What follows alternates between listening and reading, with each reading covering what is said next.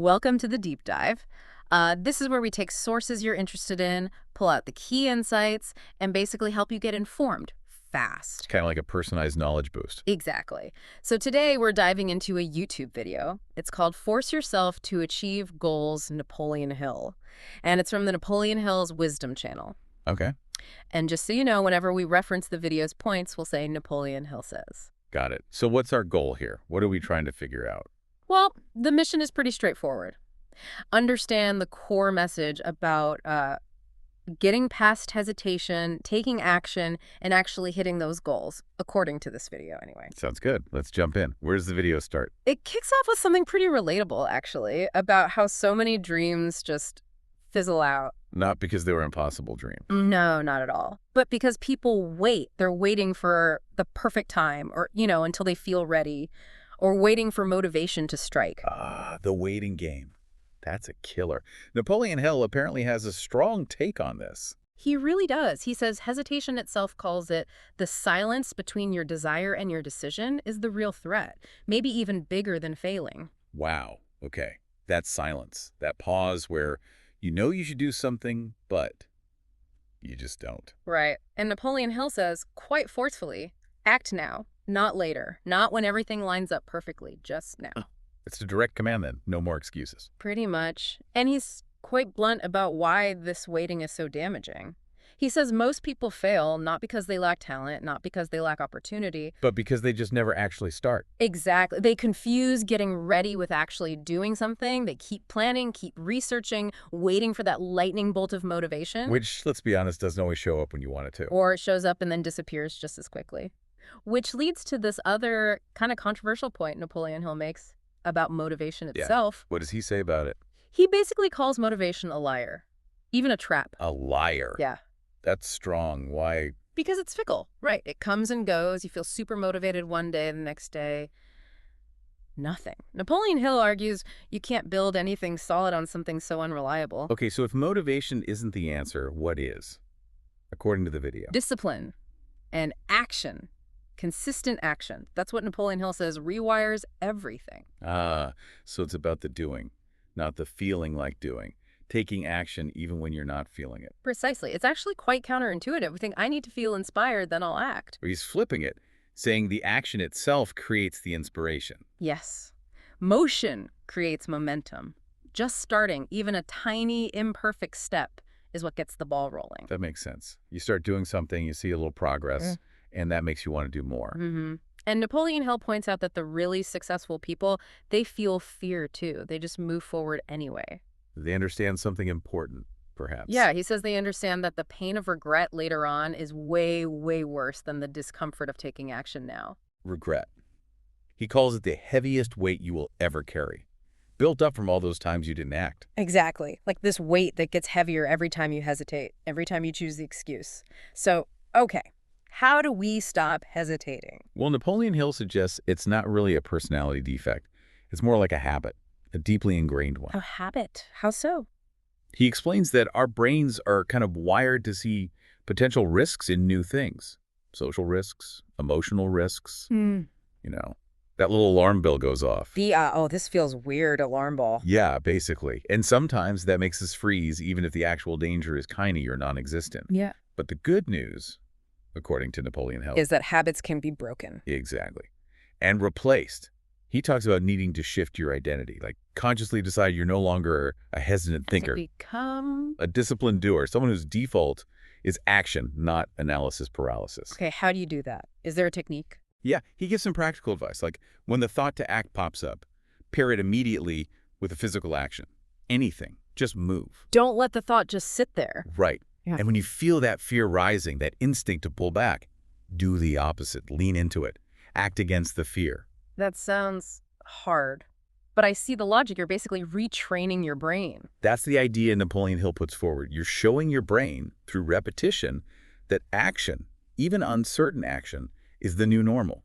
That hesitation isn't safety, it's stagnation. So eventually, hesitation starts to fade and decisiveness takes over. That's the claim. The more you act, the more it becomes who you are. So things like waiting for perfect timing or needing more confidence first or waiting for someone to give you the green light. Napoleon Hill says, forget all that. They aren't necessary. what is necessary. Movement. Just starting. Yep, he pushes this idea of massive, imperfect action. Don't aim for perfect, aim for forward motion. Let the movement itself be the thing that kills the fear. Exactly. And he paints this picture. When you replace hesitation with bold action, your life becomes unrecognizable, unstoppable, unapologetic. Wow.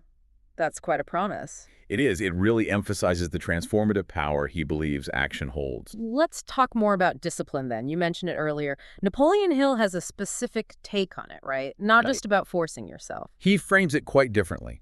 Not as punishment or restriction, but as the actual creator of freedom. Freedom. How does discipline create freedom? Seems almost contradictory. Think of it like an anchor. Motivation, as we said, is like the wind comes and goes. Discipline is the anchor, steady and reliable, holding you firm towards your goal, regardless of the weather.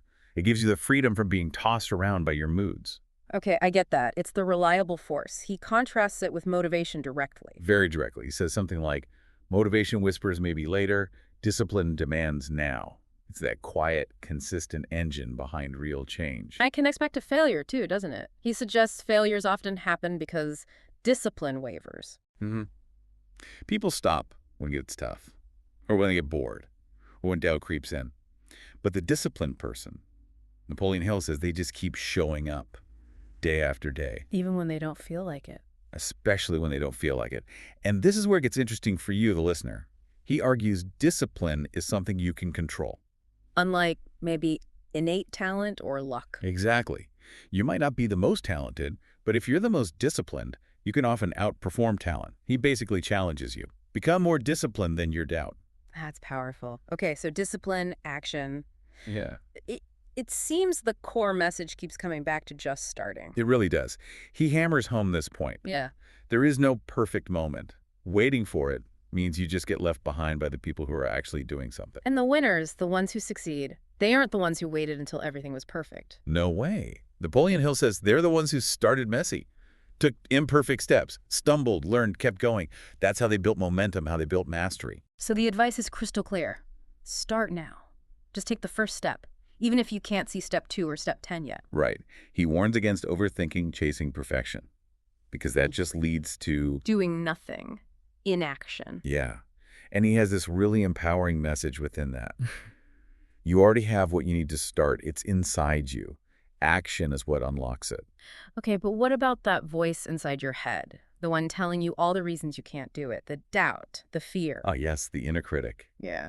Napoleon Hill acknowledges it. He says your mind will lie to you sometimes. Yeah. It will cook up fears, magnify doubts. So what do you do? Act anyway.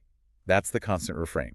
Push through despite the mental noise. Yeah. He draws this line between the average man who waits for certainty, And the extraordinary man. who moves regardless. Mm. And that consistent action is what separates them, what produces actual results. And again, action is the cure for the fear itself. He strongly suggests that.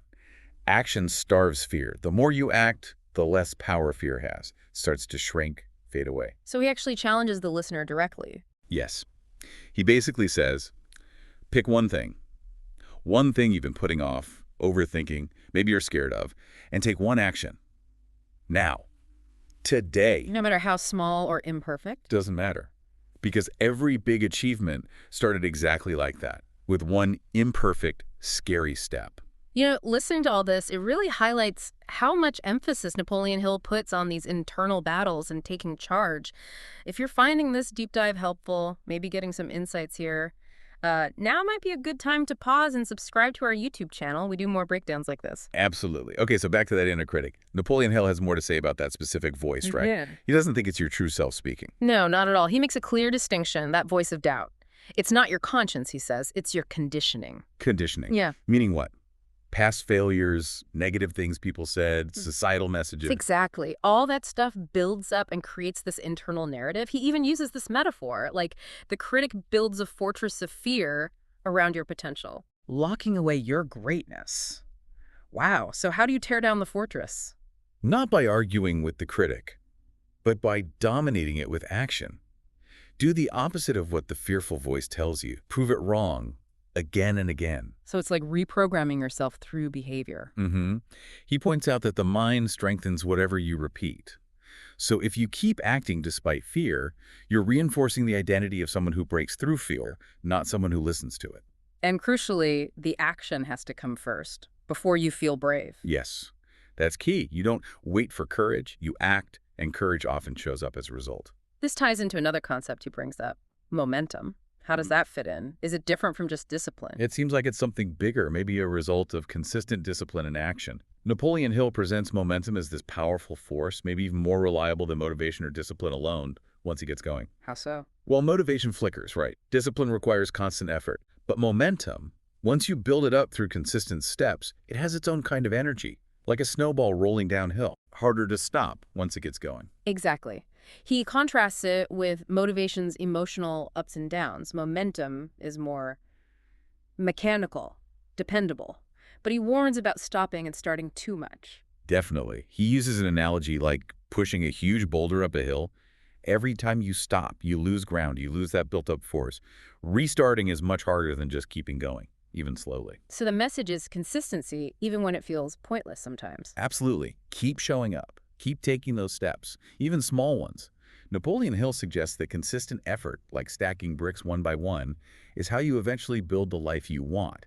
It creates this powerful internal force. That leads really nicely into another major theme, identity. He seems to think who you believe you are is incredibly important. Oh, it's central. Napoleon Hill argues success isn't just about doing things. It's fundamentally about your self-concept. Who are you deep down? And if your identity doesn't match your goals, It can sabotage you.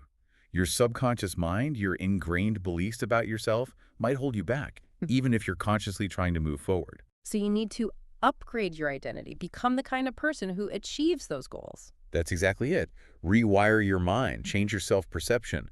You have to shift from, I'm trying to do X, to, I am the kind of person who does X. Act like you've already arrived, in a way. In a way, yes. Embody that identity. He uses this phrase, someone who must succeed has burned the bridges behind them. Meaning there's no option for retreat, only forward action. Right. Total commitment. Action becomes inevitable because that's just who they are now. There's a certainty there. Okay, interesting. Then he talks about becoming your own authority. What's that about? Not needing external approval. Precisely. Real growth, Napoleon Hill says, comes when you stop looking outside for validation or direction and start operating from your own internal standards. Standards based on self-respect. Self-respect as the driver. Yeah. When you have genuine self-respect, it fuels consistency, confidence, discipline, all those things we've been talking about. You don't need someone else to pat you on the back because you're living up to your own code. And what happens when you break your promises to yourself? Does that impact this self-respect? Hugely, according to the video. Every time you tell yourself you'll do something and then don't, you erode your belief in yourself. You damage that internal authority. But if you do become your own authority, guided by your own standards, Then Napoleon Hill suggests you become unshakable. Your actions aren't dictated by whims or external opinions, but by your internal compass. He actually challenges the listener. Define your non-negotiables. What are your standards? And live by them. it keeps coming back to taking responsibility, doesn't it? Which ties into the final point about excuses. Excuses. Napoleon Hill does not hold back on those. He calls them seductive, but ultimately poison, Poison. Why? because they kill ambition. They provide temporary comfort, but destroy long-term growth. He stresses that the path to anything worthwhile involves pushing through resistance and fear, without excuses. You can have results or you can have excuses. But you can't have both. That's the core message. Excuses just reinforce that negative identity, the person who can't. So the challenge is to identify your go-to excuses and Burn them, basically. Eliminate them. Yeah. Replace them with proactive choices, with taking responsibility. He argues that taking full ownership, even of difficult circumstances, is what empowers you to change them. it all circles back to that sense of urgency, the now. Life isn't a dress rehearsal. Napoleon Hill keeps hammering that home. Act now. Don't wait until you feel ready, because ready might never come. Every success story started somewhere. With a single decision. A choice to act, even with fear, even with uncertainty. That's the common thread. So force yourself. Is that the ultimate message? Through discipline, through commitment. Force yourself to move, yes, every day. He offers this encouragement. The path appears as you start walking it. Your strength grows as you use it. Fear fades as you face it. It's a really active, almost aggressive stance against inertia. It is.